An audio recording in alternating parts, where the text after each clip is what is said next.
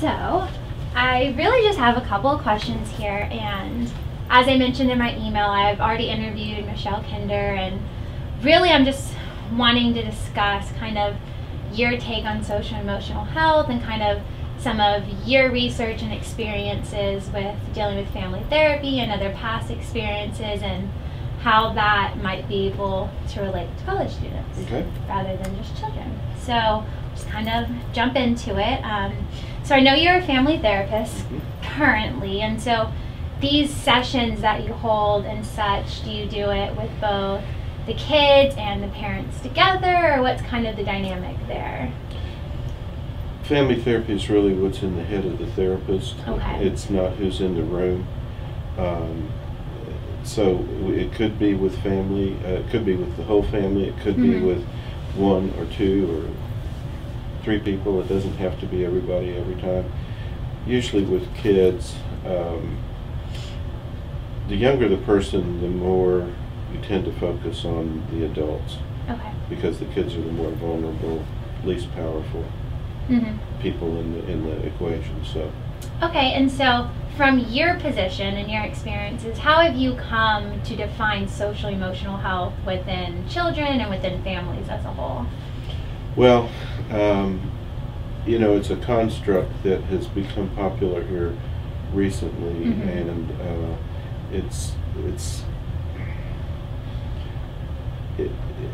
part of the problem with mental health is communication with people that are not in the profession. Right. Okay.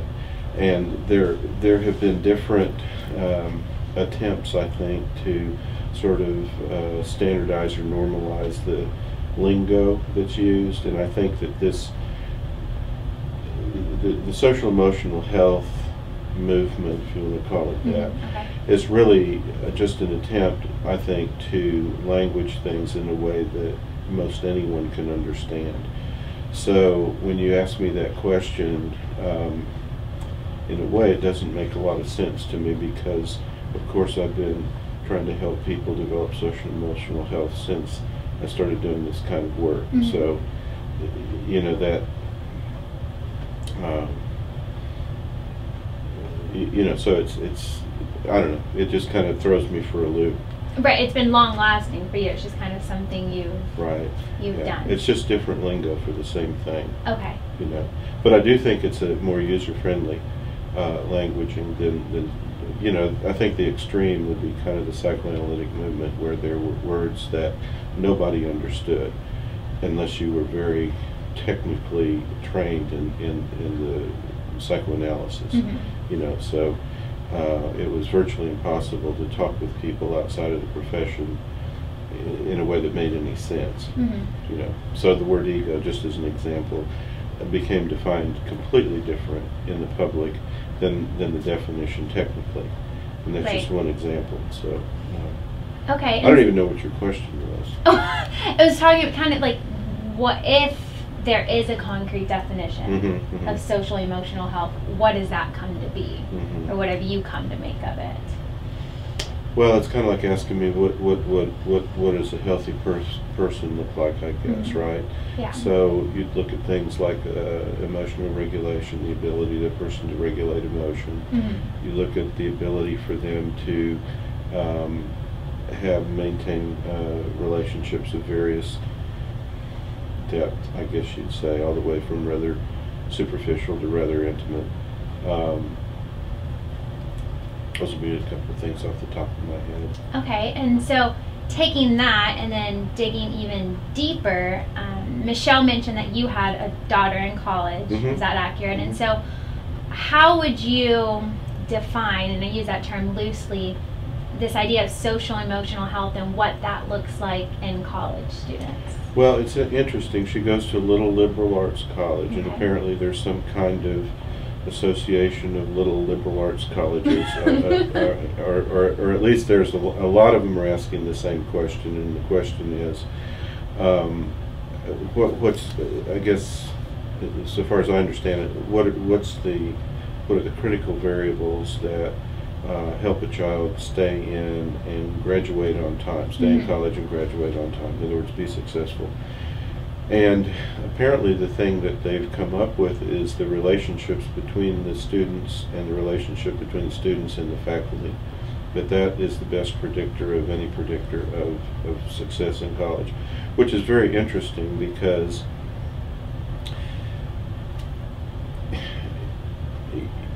you get there are a lot of different entities coming to the same conclusion, which then increases your level of confidence that the conclusion must be accurate.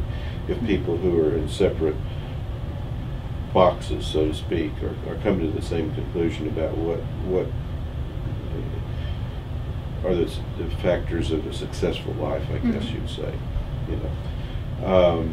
One of the things that I recently read, it was looking at social networking type stuff. Facebook specifically is what they looked at, and they talked about two different levels of relationship. One would be, the more intimate would be bonding, and the less intimate would be bridging. And that Facebook relationships, assuming there's no other dimension to the relationship, it's pretty much a Facebook thing, that would be considered a bridging type relationship, and the bonding would be face to face, close personal friend or family or that kind of thing. And turns out that the more folks in your network, the better. Well, that's not a new concept. One crude way to assess a person's mental health is to assess how much of a social network they have. And a schizophrenic person, for example, may have no one, or a family member or two, and a kind of a normal, well-functioning person may have many. If you count the bridging and the bonding, dozens and dozens of relationships. So that'd be just a real crude measure of mental health.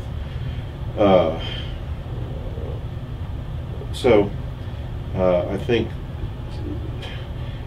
psychiatry, for example, psychology have tended to kind of look at the individual. I'm a social worker. Social work has always looked at the individual in situation. And I think that pretty much everybody's becoming a social worker now.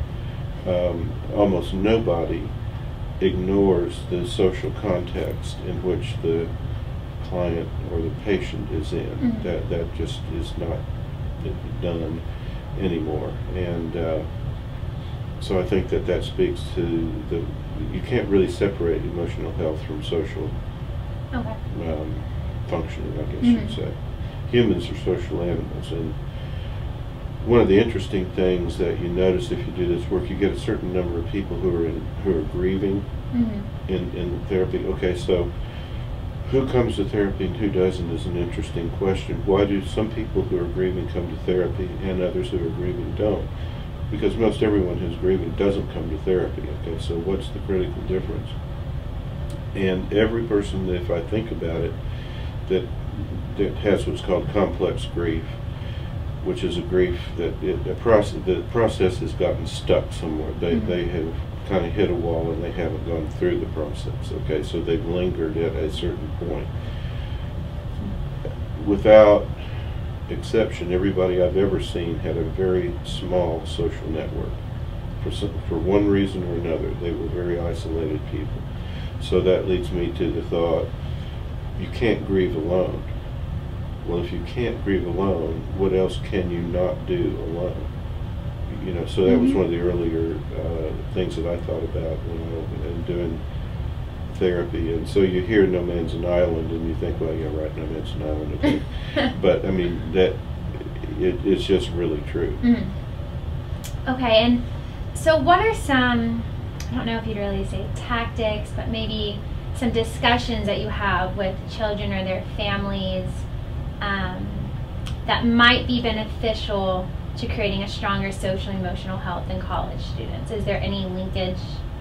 Well, now, are you asking what would lay the foundation for a person, or could you intervene in a similar way with college students? Yes, could you intervene in a similar way, or if not a similar way, are there any ideas? Then how? Yeah. Well, I tell you an interesting story that again, the little college my daughter goes to, Centenary in Louisiana. Okay. This year, for the first time, They took the entire freshman class, which is all of 138 people, to Paris. And awesome. This school, being in Louisiana, has some connection with France. Apparently the French influence is something that they kind of talk about and stress at this particular school. And I think, it's an attempt to get kids sort of out of their little bailiwick and right. be thinking about the larger world. But they've had a relationship with a university in Paris for some time. So what they did was they took the kids, they divided, they got to self-select into 6 different groups, subgroups. One was business, one was psychology and history, one was blah, blah, blah, and yak and yak. So there were 6 of them. They took their professors with them, and then they interacted with French professors when they were there. They all stayed at a hostel together, youth hostel together. They did some things as a group of 138, and they did some things in their subgroups. The whole point of the exercise was to put the kids in a situation, well, it's a learning situation, so they got credit for a course. It was a month long, a week at the school, a week and a half in Paris. The rest of the month, they're back at the school doing papers on what they had experienced, okay? But the big agenda was to help the kids bond with each other, bond with the teachers. So they take them out of their environment, put them in a completely foreign environment, very rich and fun.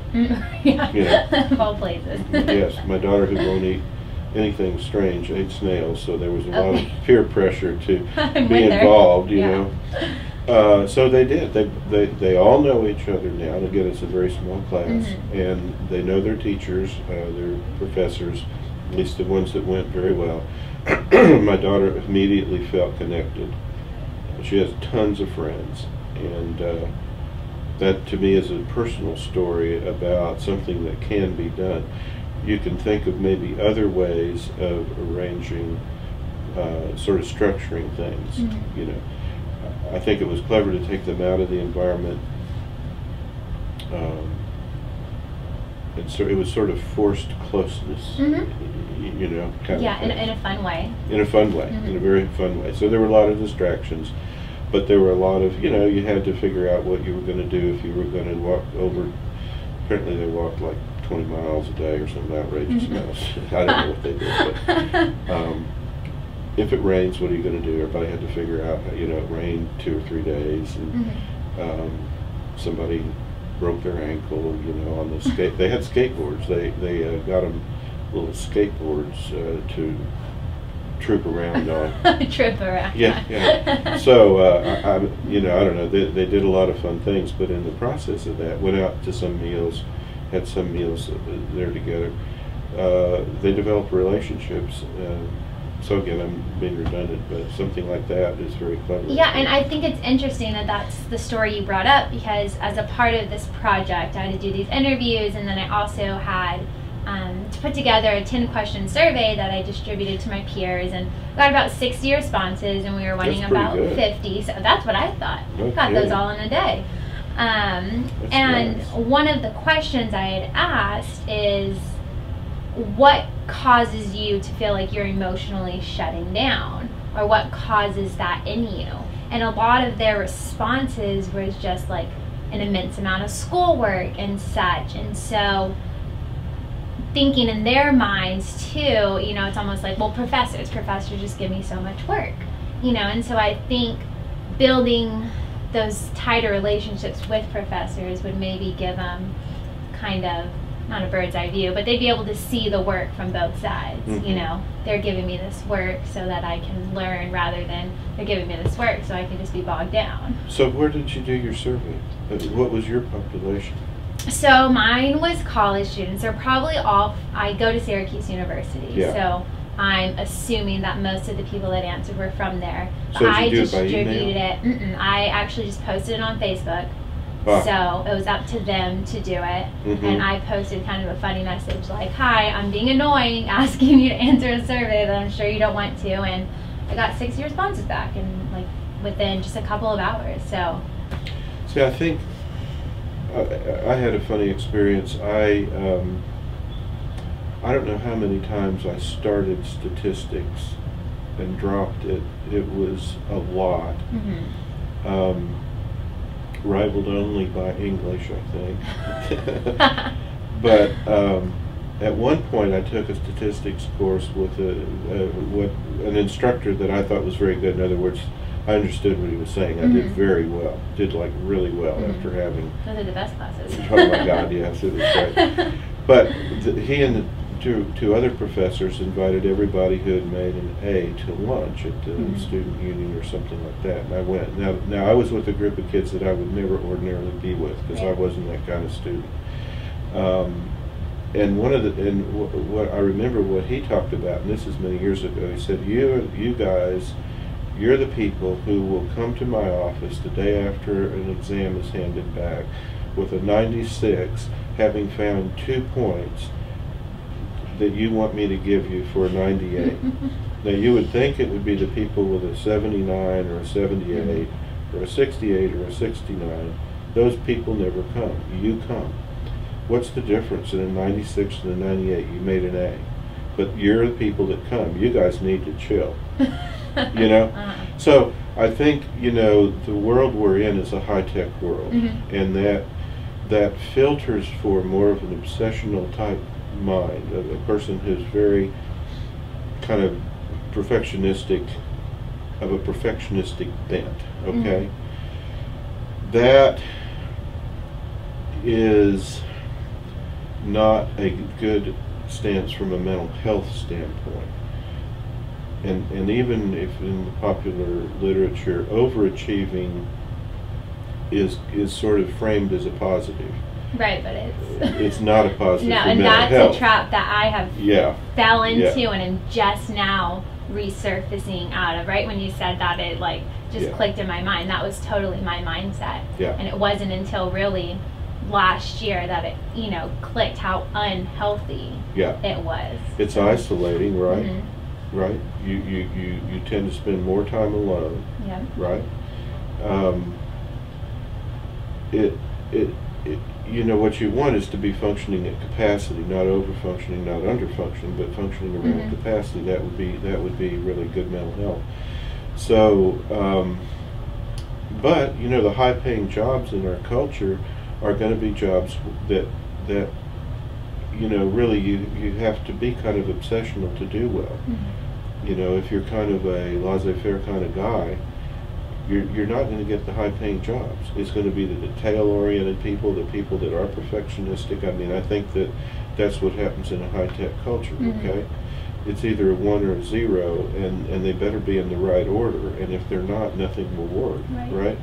So I think it just permeates the whole culture, and that, again, it's isolative. That's one dimension of it, I think. And I think it's so heady that you lose sight of other dimensions of who you are. So what? But I mean, I think college kids are, and I know there's a lot of questioning and debate in the world, I guess, not just the academic world, about, you know, who is college for? What is college for? What alternatives might there be for people? You know, does everybody need to go to college? Is that the agenda? Is everybody suited for college? Well, clearly no, they're not. You know, so I don't know how to make college a more humane experience. But I think the ticket is probably on the social front. What if you one of the ways of dealing with what we would call toxic stress, it seems that there are some factors that will somewhat insulate you from toxic stress. The hugest one is the quality of your relationships. So if you are growing up in poverty, or if you're growing up in some kind of war zone, which a lot of our clients, the children are growing up in a war zone, mom and dad have open conflict. Kid may or may not be directly involved, but they're living in this war zone. and you know, that tends to become the obsession of the parents, and the kids kind of get neglected. Mm-hmm. Okay, so that's a bad scenario. A better scenario, and one of the things that you look for is the kid in some way able to, are there people available, an aunt, an uncle, a neighbor, for the kid to go to? Mm-hmm. That is hugely helpful, even if there's a lot of conflict at home. If there's an adult that the kid can access who does pay attention to the kid and has kind of I guess you'd say a parental, can play somewhat of a parental role. Mm-hmm. That's real helpful. Grandparents sometimes can play that role. So it to me, and I'm biased, I'm a social worker, okay, but to me it gets down to the social connections that you have. That's the ticket. Mm-hmm. Okay, and so coming back full circle back to college students, you've mentioned several times, you know, the quality of relationships and building those relationships. Mm-hmm. One of the things that was kind of sitting in the back of my mind is, you know, would like a 1 semester seminar that like entering freshmen had to attend kind of on stress and building these relationships, would that be helpful for a semester? Or if someone that has a weak social emotional health, or has weak social emotional health, you know, if they're needing help, does it need to be further ongoing than just a semester? Well, again, talking of my daughter's experience, they have that first semester class that you just described. Yeah, every kid has to take it, and they do a number of things in there, so that they don't just sit around talking about how they're feeling, but they all have to take it, and they have a lot of discussion, including how to write a paper proper way. So there's some content, right? You know, but that, if you think about it, a work group is a nice way. It just, if you walk into a room and what we're going to talk about is our social emotional health. Mm-hmm. Well, that's pretty anxiety producing, isn't it? Yeah, and actually what I found in my survey is I asked my peers, you know, have you heard of the phrase even social emotional health? And like 75% of them were like, no. Mm-hmm. I mean, they could they could put it together, but they hadn't actually heard of it. Sure. So I think it was clever. It's clever what they do, because there's content. We're going to talk about how to write a good college paper. Well, every freshman wants to know the answer to that. Even the smartest kid. I mean, there's no way you're not interested in how to write a good paper, right? It's everybody's. Right, even if you feel like you know, you exactly. still want more. Yeah, yeah, because the people that feel like they know actually feel like they don't know. Mm-hmm. You know, those are the high achievers, right? So I think it was clever that everybody has to do it, and they do talk about all kinds of things, but there is formal content, such as how you write a paper, and I don't know what all else. That was just the thing my daughter talked about. But I thought that was very clever, because in a work group, you know, we're working together on something. It makes it a little bit easier to start talking to each other, right? And just throwing people in a room and saying, "Now talk about yourselves to each other." Yeah, really? No. You didn't sign up for group therapy, right? You know, you signed up for college. So I don't think that directing approach would be all that great. But I do think a class for beginning freshmen, because boy, you know, that's a difficult. That first semester is a mind blower for first year. Yeah, it was for me. I enjoyed it way too much, you know. But for a lot of kids, it's a real shift. I think. And college is a weird thing anyway. Yeah. You know. Completely different than what you're used to. Like only 4 years of your life, and then you're going somewhere else. Yeah, it's not. There's nothing like it before or after, I don't think. So yeah, I think that would be great. You asked about ongoing.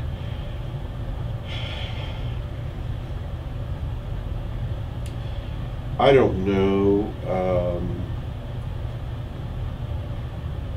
My guess is that what the way to handle that would be to make And again, if you're talking about UT with, what, 45, 50,000 Right. kids, okay, so that's a special kind of college. I don't know Syracuse. I've heard of it my whole life, but I don't know. Yeah. Well, 20,000 is a pretty good size place.